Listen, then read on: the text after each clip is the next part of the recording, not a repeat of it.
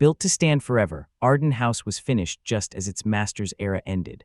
From the crest of a Hudson Valley mountain, its limestone walls glistened above miles of forest that no longer belonged to wilderness but to one man, railroad titan Edward Henry Harriman.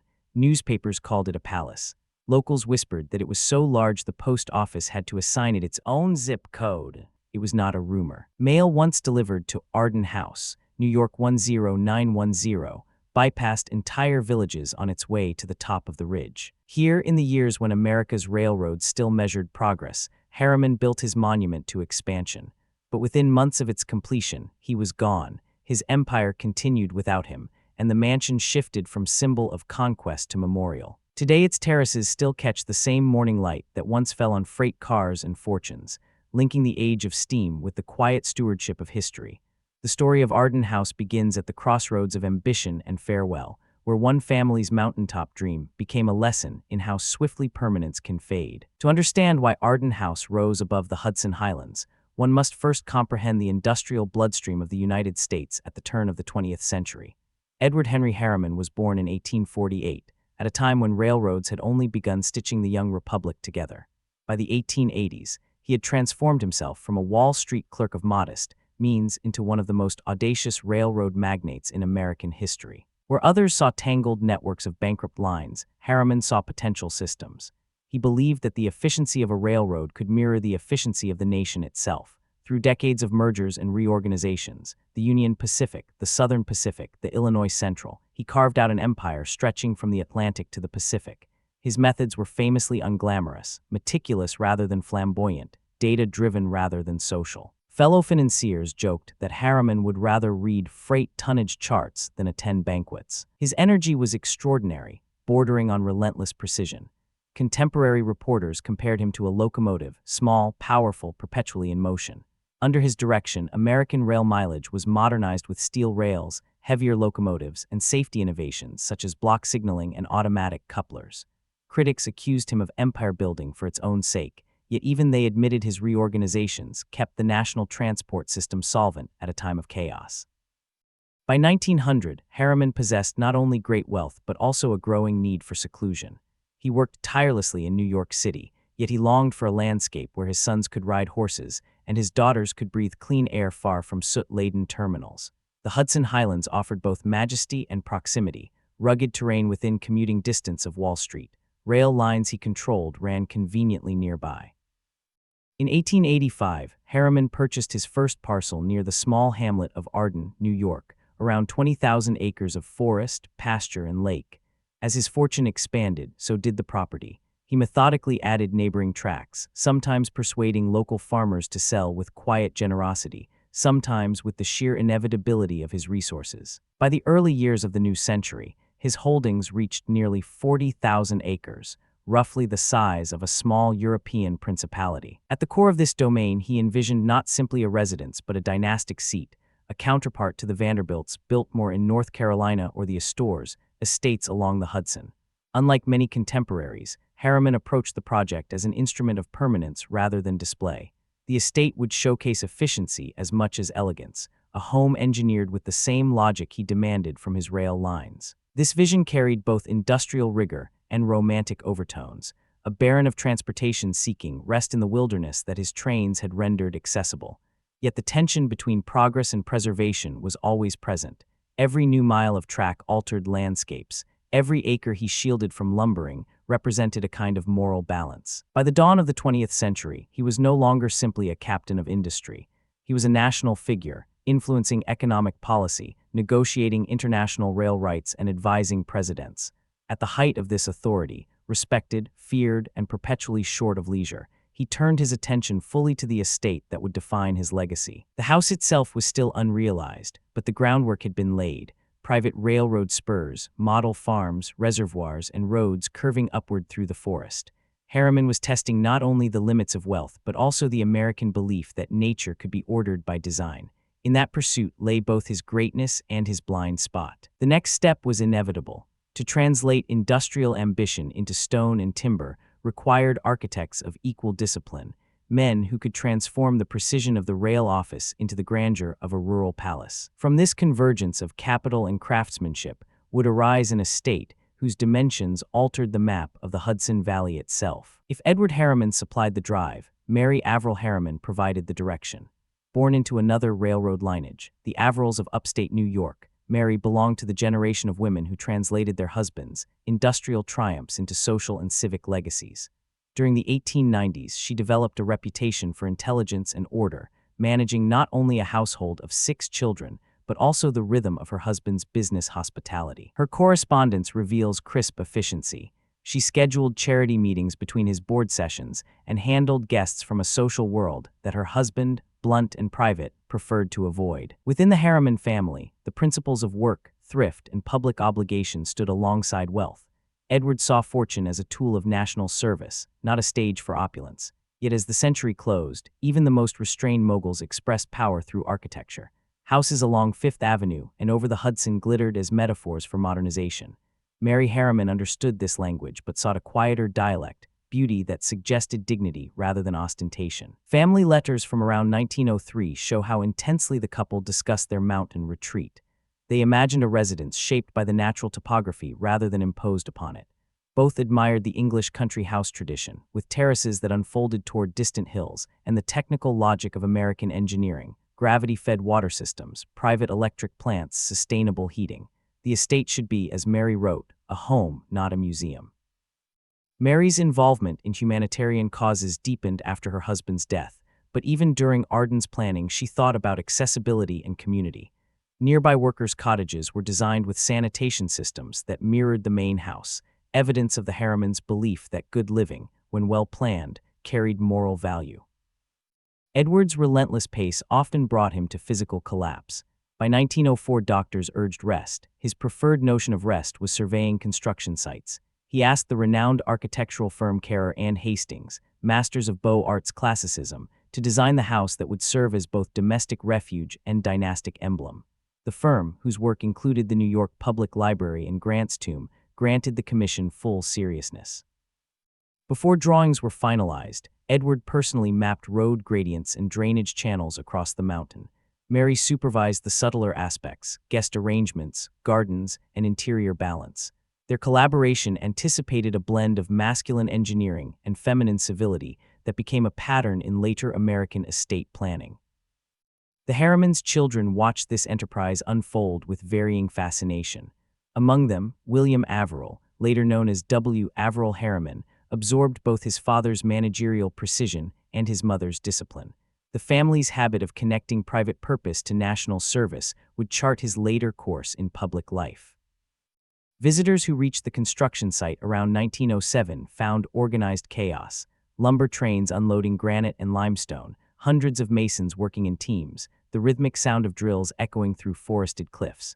The project already held symbolic weight in newspaper columns. Reporters described it as a city on a hill, an industrialist's fortress rising where Revolutionary War soldiers once camped. For the Harrimans, it was not conquest, but completion, the material expression of their intertwined aspirations. Economically, the timing was impeccable and perilous. The Panic of 1907 exposed the volatility of national credit, yet the Harriman fortune, broadly diversified, survived. The family's continued investment in the estate sent a psychological message: stability amid financial tremors. Even the selection of local stones spoke of permanence. In retrospect, the origins of Arden House reveal a dual narrative: the rise of an American system builder and the quiet authority of a woman shaping environment into harmony. The estate's later grandeur would be cinematic, but its underlying plan was almost domestic in philosophy: ordered comfort enabling vigorous work. By 1909, terraces began extending along the mountain slopes, and the outlines of a palatial residence emerged from the mist of sawdust and mortar. Yet its creator's health was waning. Edward Harriman's intensity had consumed his strength. His doctors prescribed long voyages at sea. His thoughts remained tethered to the Hudson. In that contradiction lay the essence of the Gilded Age itself, a hunger for monument matched only by the brevity of human endurance. As illness advanced, Mary Harriman's resolve deepened. She would finish the estate as a testament to discipline rather than extravagance. The next chapters of the story would pass from vision to structure, where architectural form and technological ingenuity turned ambition into literal stone. When Edward and Mary Harriman entrusted their dream to the architectural partnership of Carrère and Hastings, they were selecting the era's most trusted interpreters of American monumentality. John Mervyn Carrère and Thomas Hastings were graduates of the École des Beaux-Arts, versed in symmetry, proportion, and the dignified weight of classical design. Their New York Public Library and Henry Clay Frick's mansion on Fifth Avenue had demonstrated that American wealth could express itself through learned restraint. For Arden House, the commission challenged even their experience. The site rose more than 1,000 feet above sea level, with panoramic views of the Hudson Valley to the east and the Ramapo Highlands to the west.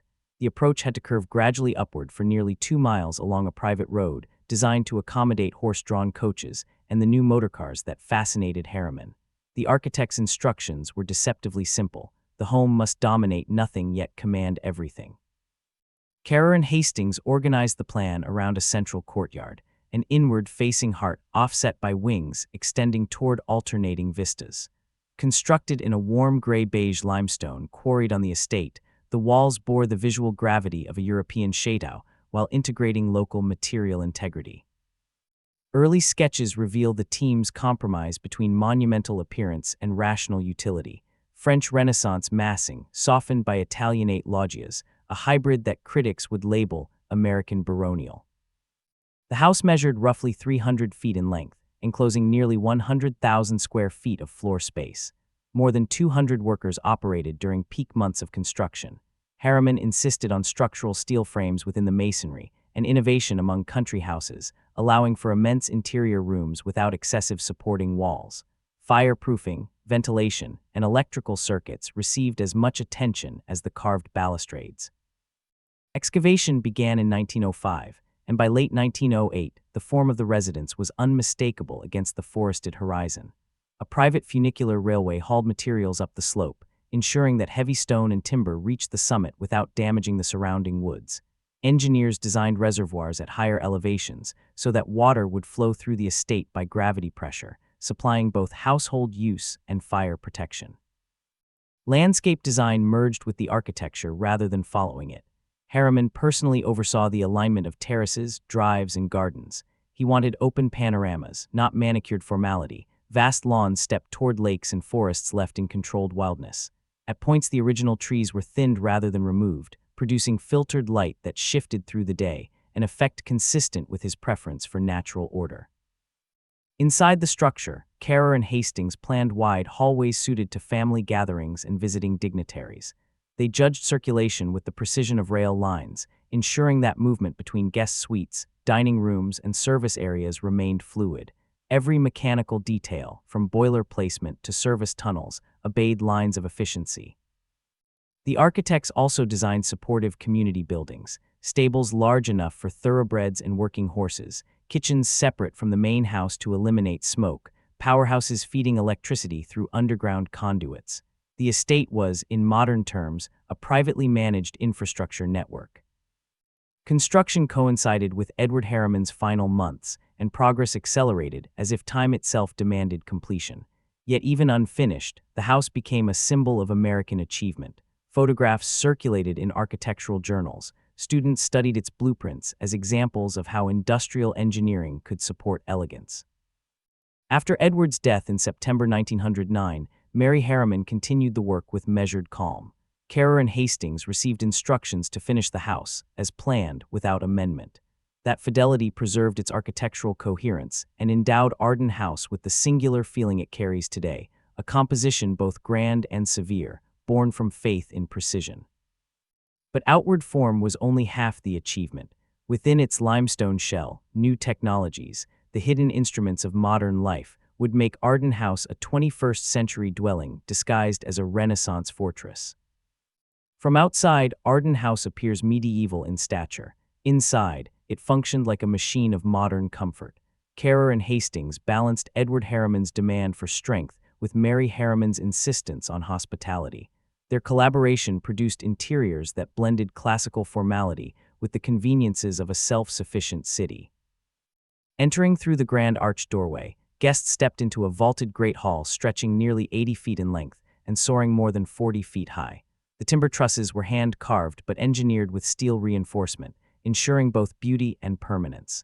Massive windows framed the eastern ridgeline, admitting morning light upon limestone floors polished to a faint sheen. Every visible element carried purpose: ventilation grills hidden within ornamental panels, copper piping feeding radiators disguised as benches. Electric power, generated on the estate, supplied lighting throughout the house, a luxury still rare in rural New York. The system included backup batteries and buried lines resistant to storm damage. Heating combined hot water and low-pressure steam, regulated by thermostatic valves that allowed precise control of temperature from room to room. Pressurized plumbing delivered water to a network of marble baths and modern lavatories. In 1910, when the mansion reached completion, few private homes in America could claim such comprehensive technology. Yet beyond its engineering triumphs, the house spoke a symbolic language. Each major space corresponded to a value Harriman cherished. The library represented disciplined study, the dining room, communal exchange, the music room, ordered leisure. Carved mantels bore motifs of transportation, wheels, wings, and stylized locomotives, rendered in subdued relief rather than trumpet blare symbolism. The message was clear: progress could be elegant, not merely loud. Mary Harriman oversaw the decorative program with meticulous restraint. Furnishings combined European craftsmanship and American manufacture. She favored American oak, Italian marble, and the calm palette of English tapestry rather than gilded excess. Rugs were woven to exact room dimensions, a practice more common in royal palaces than private homes. Her aesthetic anticipated an American modernism of proportion over ornament. The service quarters mirrored the main suites in efficiency. Corridors allowed staff to move unseen between pantry, laundry, and bedrooms. Pneumatic tubes connected the butler's pantry to storage vaults. Dumbwaiters linked kitchen to dining rooms. The estate's bell system comprised more than 100 push buttons routing calls to specific servants' stations, ingeniously wired, no doubt inspired by the logic of a dispatch office. Structural detailing exemplified what architectural historian Louis Mumford later described as half-fortress, half-laboratory. Masonry walls averaged 2 feet thick, and fire doors separated wings. Even the roof was fire-resistant slate fixed to copper flashing, ensuring protection against the fate that had consumed other Gilded Age palaces. The entire structure rested upon a concrete platform anchored deep into the mountain's granite. The surrounding terraces expanded the architectural vocabulary outward.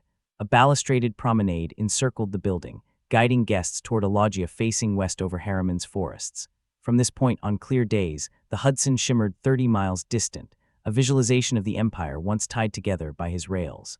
Below, Lake Cohasset reflected geometrically trimmed lawns punctuated by marble urns imported from Italy.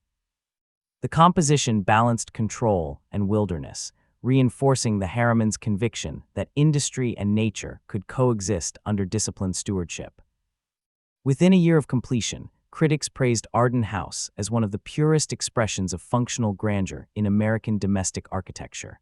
The architectural record observed that the mansion possesses the immortality of utility, meaning that its mechanical perfection would ensure longevity beyond fashion. Ironically, this immortality arrived just as its patron's mortal life ended. For Mary Harriman and her children, inhabiting the house carried poignancy. Each corridor, precisely measured by Edward's engineers, seemed to echo his absence, yet the family continued to treat it as living architecture, not mausoleum.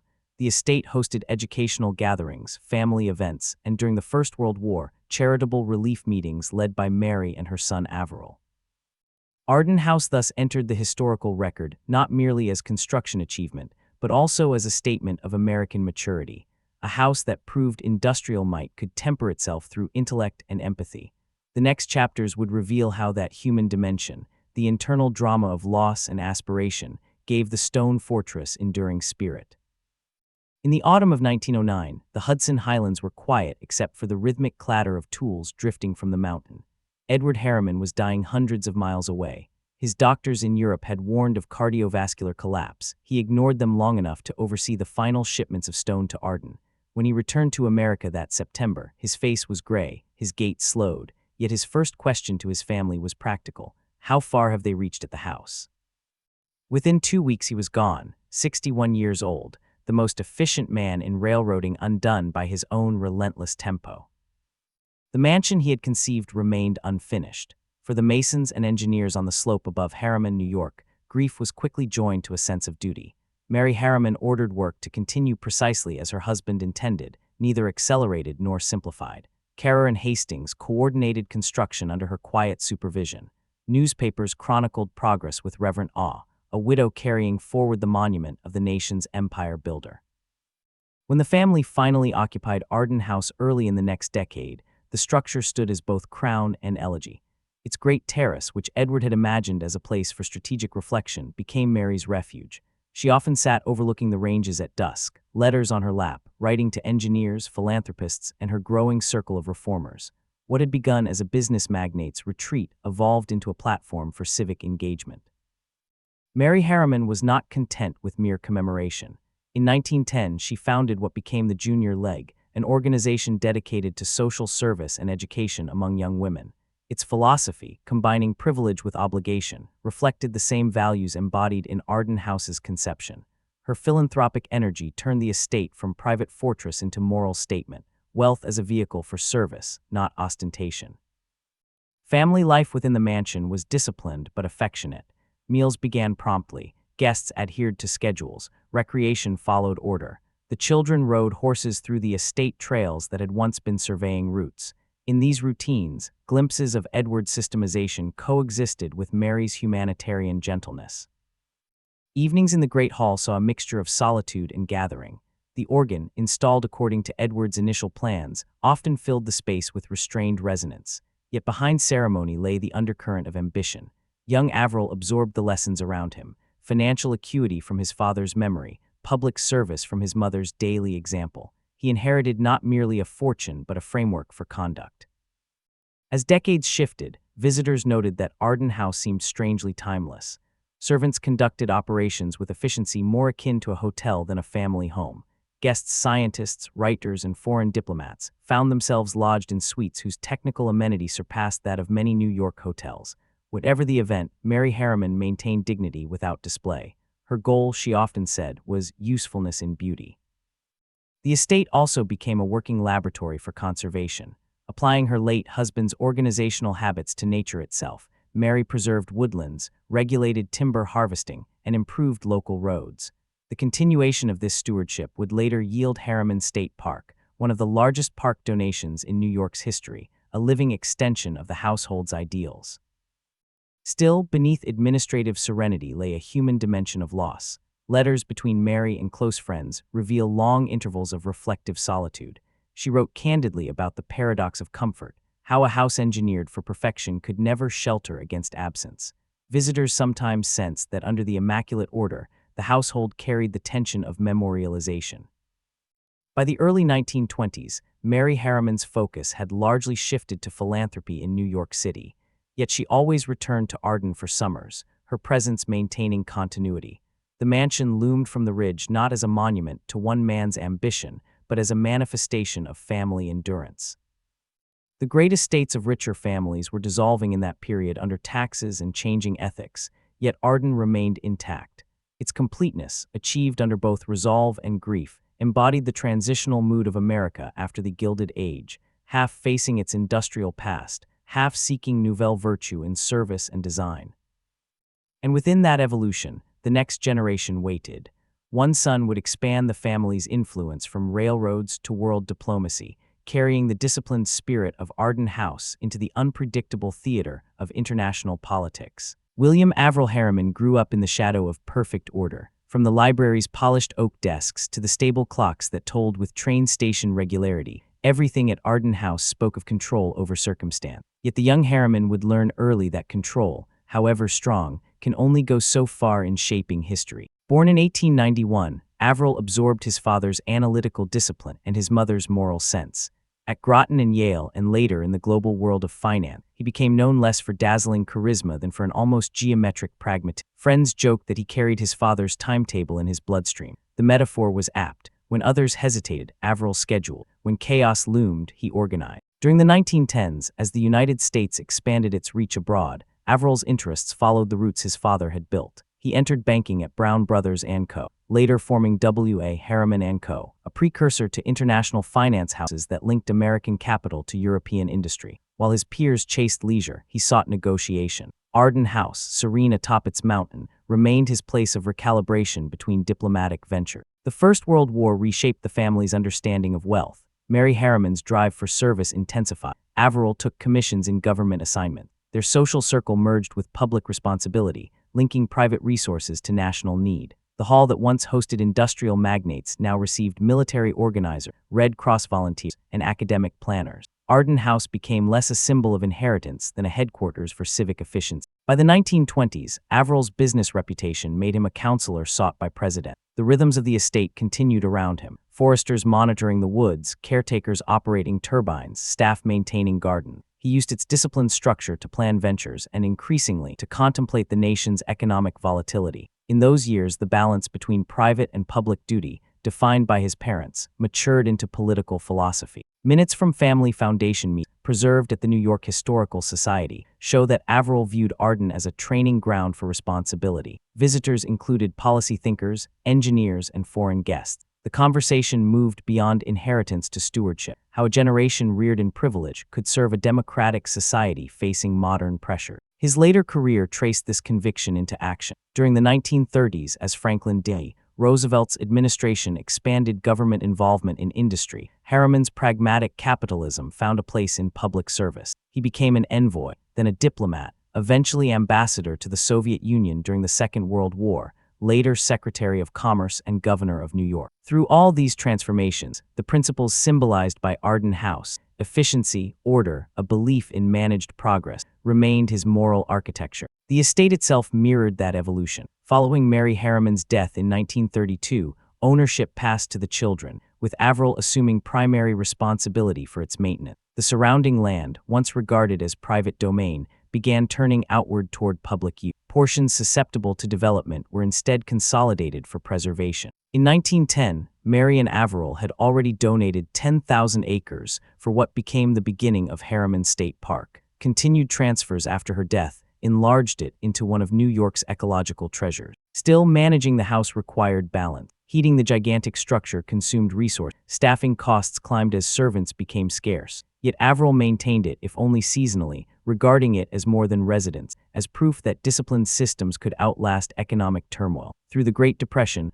Arden House symbolized not extravagance but endurance. During the Second World War, while Averell worked abroad on Allied diplomacy, caretakers operated the estate in reduced mode. Wartime shortages dimmed its lights and silenced many rooms, yet correspondence shows that schedulers still dispatched repairs on precise intervals. The mansion's unbroken functionality earned admiration from engineers who studied its mechanical longevity. It remained, as its creator intended, an efficient organism. When Averell returned from service, he found a nation transformed. Noblesse oblige no longer impressed a public fascinated by speed, consumerism, and suburban life. Country estates seemed relics, yet he refused to let Arden fade into irrelevance. Instead, he reimagined it as a gathering place for minds rather than magnates. The concept aligned perfectly with post-war optimism, using symbols of the past to educate a new democratic elite. Even visitors unfamiliar with its history sensed the environment's authority. A future Secretary of State later described staying there as living inside the conscience of disciplined America. That phrase captured what the house had become, less a monument to wealth than a physical creed. The belief that structure and intellect must partner if nations are to flourish. Averell's stewardship ensured that when the mid-century tide turned against vast private dwellings, Arden House would find purpose beyond nostalgia. The building awaited new occupants, educators, diplomats, and scholars ready to breathe meaning into its quiet halls. Its foundations were prepared for that transformation. For half a century, every beam and corridor had embodied logic, ready to serve fresh functions. As political and economic worlds shifted, the next chapter would reveal how the once private fortress stepped gracefully into public ownership, its soul unchanged, its mission renewed. By the 1950s, the landscape of wealth that had created America's great country houses was vanishing. Income and estate taxes, introduced decades earlier to temper extremes of privilege, had reached levels that rendered private palaces nearly untenable. Staffed estates that once required dozens of gardeners, chauffeurs, and maids struggled to find labor in a post-war economy focused on urban prosperity. Even when fortunes survived, social appetite for spectacle had faded. The nation of factories and drive-ins no longer wished to emulate European nobility. Arden House stood resilient but not immune. The Harriman family fortune, though still considerable, was dispersed among trusts and foundations rather than concentrated in household upkeep. Averell Harriman, then a senior statesman, divided his time between Washington and New York. Maintaining a 90-room mansion for occasional visits became difficult to justify, particularly for a man devoted to efficiency in all things. The estate's maintenance logs from that period display his trademark precision: reduced heating zones, limited staff rotation, and scheduled closures of unoccupied wings. The property around the house, however, took on a new vitality. Harriman State Park, by then encompassing nearly 20,000 acres donated by the family and the state, had become a public recreation haven. Motorists driving up the Palisades Parkway could glimpse distant ridges once reserved for a single household. The philanthropic gesture had succeeded beyond expectation, converting a symbol of private dominion into one of collective access. For the Maine residents, a similar transformation beckoned.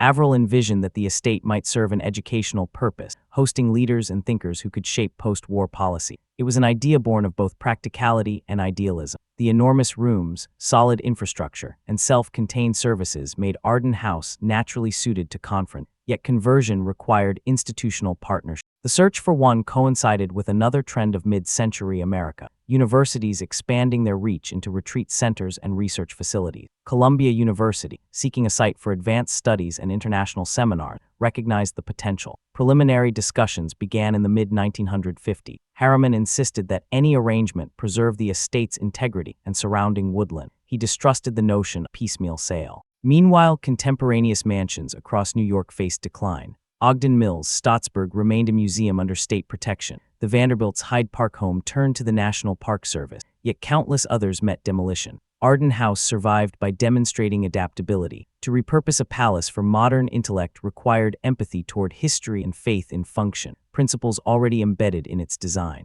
In 1956, as Cold War rivalries heightened global tension, the notion of a peaceful educational refuge held symbolic power. Visitors who came up the mountain that year described empty halls echoing with potential. Fireplaces stood cold but intact. Infrastructure still worked flawlessly. A generator tested after decades of use powered the entire complex without complaint. It was as if the house had been waiting for a new brief. Yet emotional undercurrents lingered. For the Harrimans, yielding private heritage to public mission meant acknowledging the end of an epoch. Averell's letters from that period blend pragmatism and melancholy. "The place served our family's discipline," he wrote. "Perhaps now it may serve the nation's intelligence." The sentence marked a generational pivot from inheritance to contribution. Throughout the later 1950s, negotiations with Columbia crystallized toward a transfer that would ensure both preservation and purpose. The estate would move from emblem of industrial ascendancy to platform for scholarly dialogue. The transition was neither loss nor abdication. It was continuity through transformation.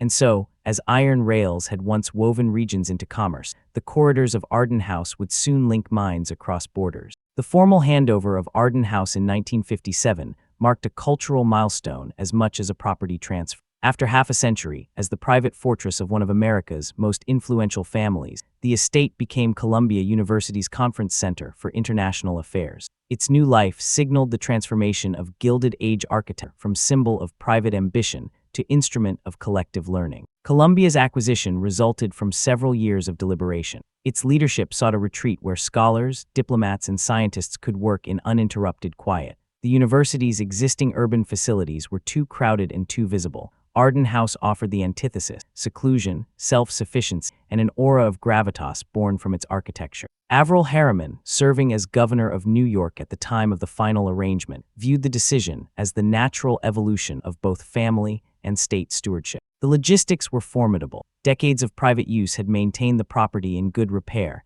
yet a conference center demanded adaptation. Architects retrofitted bedrooms into seminar spaces while preserving fireplaces and molding. Servants' corridors became wiring routes for telephones and recording equipment. The Great Hall's acoustics, once perfect for music, required subtle adjustment for lecture. Restoration carpenters discovered that original materials often outperformed their modern replacement. The craftsmanship of 1910 had proven resistant to the half-century of weather and use. The symbolism was not lost on observers. Newspapers covering the opening described how the corridors once walked by railroad barons now echo with the voices of students and statesmen. Even critics of the old elite conceded that few gifts embodied democratic continuity so gracefully. that a house built from industrial profits could evolve into a forum for peaceful dialogue satisfied the post-war nation's hunger for moral symmetry. For the next decade, Arden House hosted international seminars sponsored by Columbia and the Carnegie Corporation. Scholars from Europe, Asia, and the Americas gathered under vaulted ceilings, once reserved for the Harriman family. Subjects ranged from nuclear policy to economic development. Photographs from these conferences reveal participants seated around long oak tables beneath portraits of turn-of-the-century financiers, a quiet reminder that progress depends as much on reflection as on resource. Local communities responded with admiration rather than resentment. The university opened parts of the grounds for study in forestry and ecology, linking academic research to regional conservation. Residents of the nearby towns of Harriman and Tuxedo observed that the influx of visitors,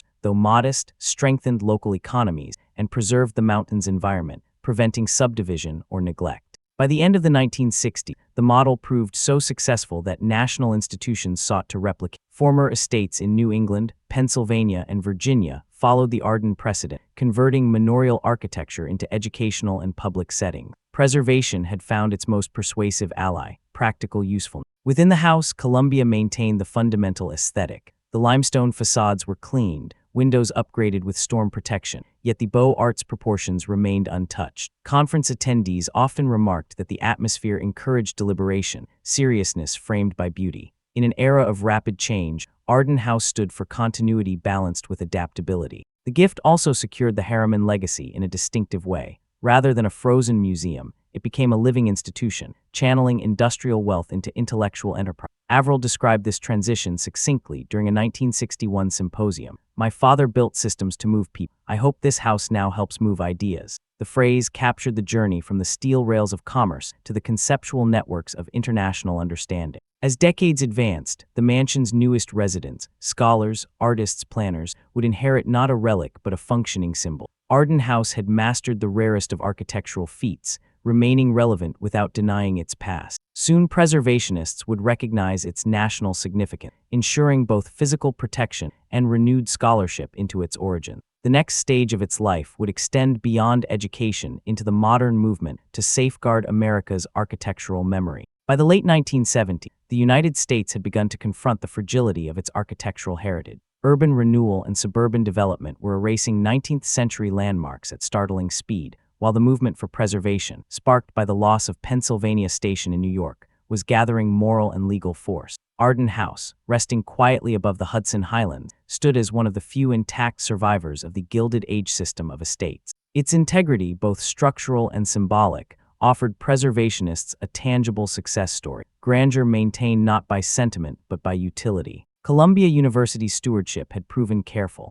Regular maintenance protected masonry and roofing. Historic furnishings were cataloged rather than replaced. Yet by the late 1970s, budget pressures increased and portions of the property required specialized stabilizers. The stone terraces had begun to shift under seasonal frost. Copper gutters showed corrosion. Original mechanical systems, however sturdy, demanded modernization. Preservation architects from the Hudson Valley Historical Society were invited to advise. Their reports recognized Arden House as an extraordinary case where technological foresight has made conservation not merely possible but practical. This acknowledgement arrived as the broader academic preservation movement matured. Scholars began interpreting such estates not as mere displays of wealth, but as social documents containing evidence of engineering, labor organization, and landscape planning. Arden House, with its intact power systems and records from the Harriman Construction Office, became a case study in industrial logistics applied to domestic architecture. Students of historic preservation visited to examine original wiring diagrams. Structural engineers traced early uses of fireproof concrete. In 1966, the federal government established the National Register of Historic Places, offering official recognition to sites of cultural significance. 10 years later, Arden House joined that register, ensuring its protection under state and federal review.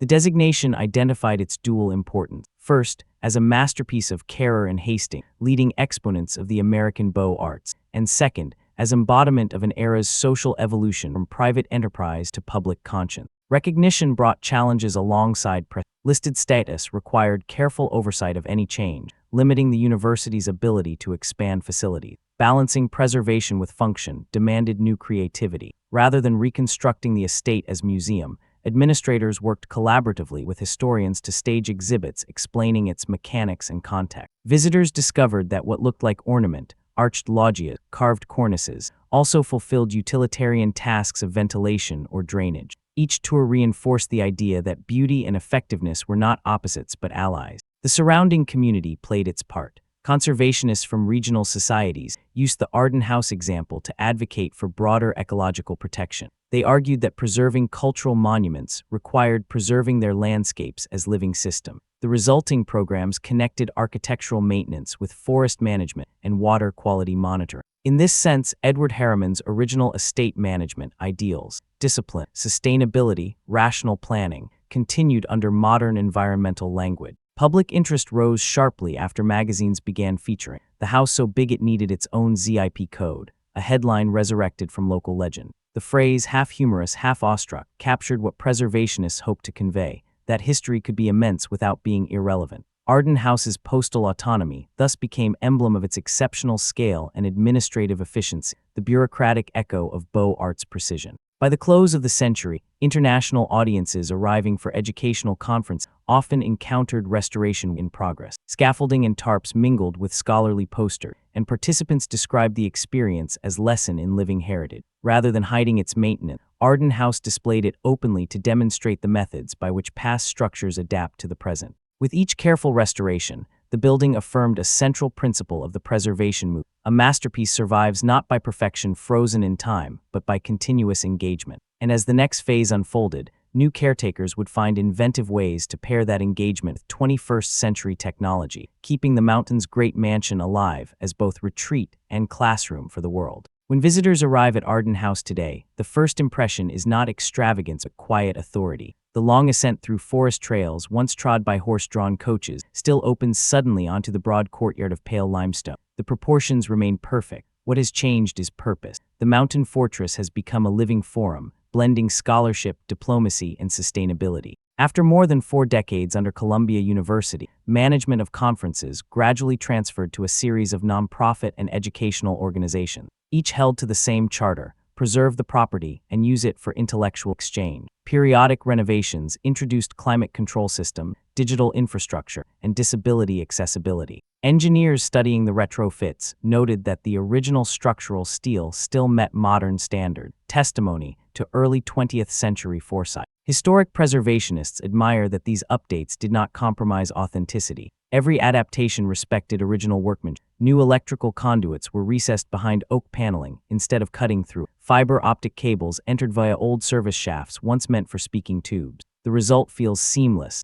19th century mass instructing 21st century technology in the art of subtlety. Arden House remains a site for gatherings that echo its founders' mission of disciplined progress. Policy Institute, cultural foundation, and environmental groups regularly occupy its halls. The quiet isolation, once sought by a railroad magnate fleeing Wall Street commotion, now serves scientists seeking consensus on climate policy or diplomats exploring conflict resolution. The mansion's heavy doors, 6 inches of oak and hardware forged in 1908, still close with a resonant certainty that suggests confidentiality as well as permanence. Outside, the larger Harriman State Park continues the parallel story of landscape rescue. The forests first managed under Edward and Mary Harriman's supervision are now maintained by the New York State Office of Parks, Recreation, and Historic Preservation. Tens of thousands of acres of woodland and more than 30 lakes provide public recreation to millions of visitors. Few realize that their weekend hikes trace the same roads laid out by the railroad builder, who once viewed them as the geometry of a personal kingdom. The synergy between park and mansion forms one of America's clearest examples of inherited wealth converted into public asset.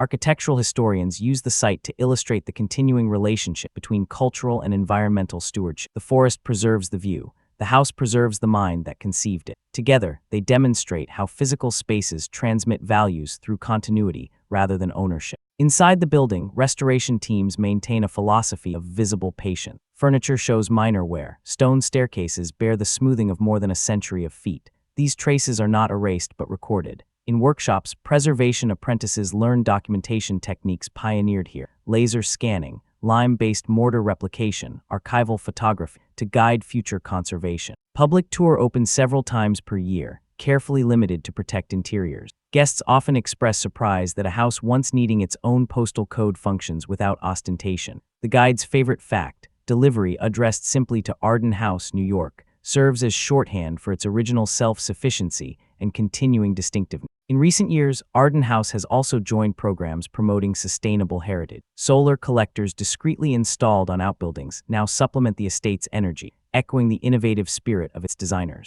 Research groups study how large historic buildings can transition toward carbon neutrality, using the house's robust envelope and natural ventilation as baseline advantages. Standing on the western terrace at sunset, it is easy to grasp why the mansion endures emotionally as well as physically. The line between the engineered and the natural remains precise yet peaceful, the same balance Edward and Mary Harriman pursued in their partnership. What began as a monument to railroad order now serves as classroom for the permanence of thoughtful design. From a single family's ideal to a public institution's trust, Arden House has traversed the full arc of American modernity. Its present tranquility conceals an active dialogue between past and future, efficiency and empathy. Through that dialogue, the estate continues to teach that preservation, when guided by purpose, is not merely the art of saving stones, but the science of sustaining values. From a distance, Arden House still resembles the immovable certainty its builder imagined. Yet step closer and the story altered. It is less monument than organism,